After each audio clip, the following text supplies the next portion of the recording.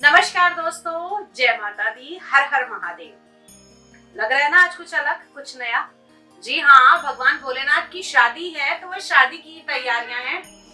हर सुहागन को खूब अच्छे से तैयार होके माँ गौरी का आशीर्वाद इस दिन पाना चाहिए।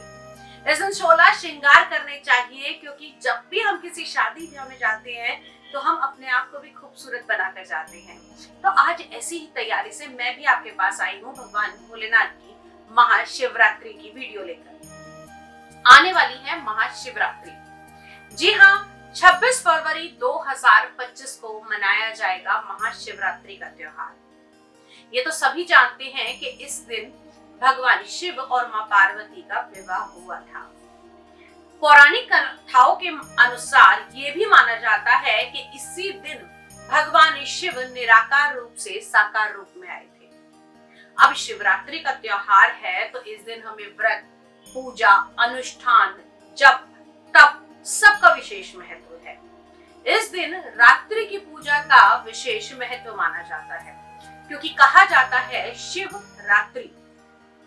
रात्रि के हर पहर में पूजा का विशेष महत्व रहता है। किस पहर की कौन से समय आपको पूजा करनी चाहिए, उसका सारा विवरण हमारे इस वीडियो में आपको मिल जाएगा। लेकिन उससे पहले आप सभी से अनुरोध करूंगी कि अगर आप चैनल पर नए हैं और चैनल को सब्सक्राइब नहीं किया है तो प्लीज सब्सक्राइब कीजिए, लाइक कीजिए, शेयर और कमेंट करना बिल्कुल न भूलें। तो सबसे पहले बात कर लेते हैं शिवरात्रि के शुभ मुहूर्त के बारे में। इस साल शिवरात्रि का जो आरंभ होगा फागुन मास कृष्ण पक्ष की चतुर्दशी तिथि को, जिसकी शुरुआत होगी 26 फरवरी 2025 को सुबह 11:08 से तथा तिथि का समापन होगा अगले दिन 27 फरवरी 2025 को सुबह 8:54 पर। रात्रि की पूजा का विशेष महत्व इस दिन रहता है, तो इस आधार पर जो तिथि मनाई जाएगी वो 26 तारीख को ही शिवरात्रि का त्योहार मनाया जाएगा। इस दिन शिवरात्रि के पूजा के कुछ विशेष मुहूर्त रहने वाले हैं। सबसे पहले अगर हम बात करें ब्रह्म मुहूर्त 26 फरवरी को प्रातः काल 5:17 से लेकर 6:05 तक रहेगा। रात्रि पहर की पूजा का समय जो रहेगा वो शाम को 6:29 से आरंभ होगा। 6:29 से रात को 9:34 तक। दूसरे पहर की जो पूजा होगी वो रात्रि 9:34 से 27 फरवरी जब दिन लग जाएगा तब 12:39 तक। उसके बाद में रात्रि के तीसरे पहर की पूजा होगी 27 फरवरी को रात को 12:39 से सुबह के 3:45 तक। रात्रि के चतुर्थ जो पहर की पूजा होगी वो होगी 27 फरवरी को सुबह 3:45 से 6:50 तक। अभी 4 पहर की पूजा हमने आपको बताई। कहा जाता है जो भी व्यक्ति इस रात्रि में जगकर भगवान शिव का जागरण करता है, पूजा अनुष्ठान करता है, निश्चय ही उसके घर में आनंद की प्राप्ति होती है, उसकी सभी मनोकामना पूरी होती है। न केवल भगवान शिव बल्कि माता पार्वती, भगवान गणेश, कार्तिकेय जी और नंदी जी का भी इस दिन आपको विशेष आशीर्वाद प्राप्त होता है। सभी देवताओं से जुड़े हुए उपाय भी आज आपको बताऊंगी, लेकिन वो अलग अलग पार्ट्स में है। तो आज की इस वीडियो में विशेषकर हम पूजा विधि के बारे में बात करेंगे। इस दिन सुबह आपको स्नान आदि से निवृत्त होकर भगवान शिव जी को जल अर्पित करना चाहिए। आप पंचामृत से अभिषेक कर सकते हैं। आप पंचामृत में क्या क्या लेना है आपको?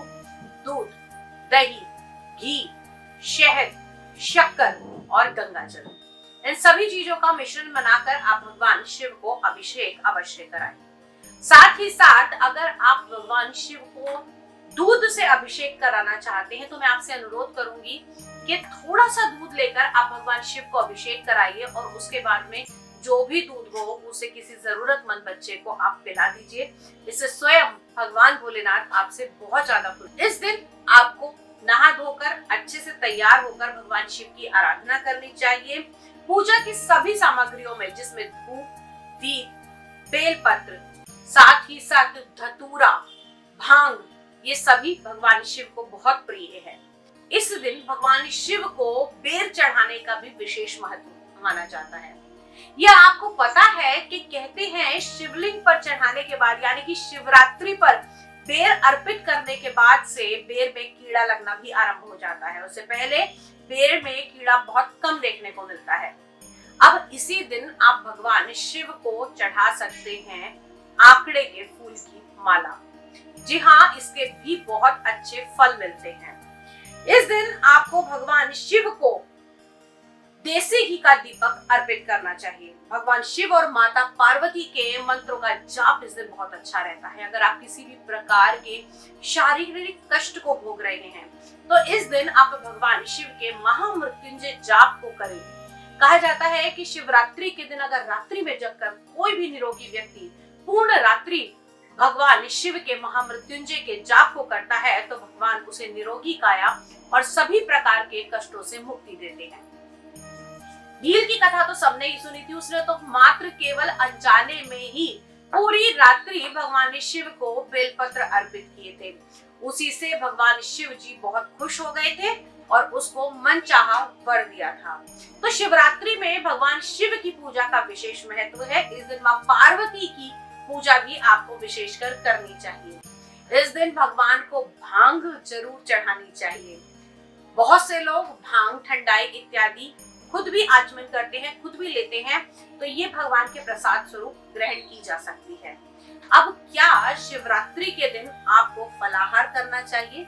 जी हाँ, शिवरात्रि के दिन आपको फलाहार का भोजन करना चाहिए। इस दिन अगर आप अन्न नहीं खाते, आप भगवान का जागरण करते हैं, आप भगवान की पूजा करते हैं, तो आपके जीवन में आ रहे किसी भी कष्ट से आपको मुक्ति मिलती है। दोस्तों, इसके अलावा अपने दूसरे पार्ट में आपको बताऊंगी कि कैसे अलग अलग उपाय करके हम अपने जीवन को भगवान शिव की कृपा का पात्र बना सकते हैं। अगर ये वीडियो अच्छी लगी हो तो प्लीज लाइक, शेयर, कमेंट कर दीजिएगा। अगले पार्ट में आपसे फिर से मिलती हूँ। तब तक के लिए हर हर महादेव, जय शिव शंभू।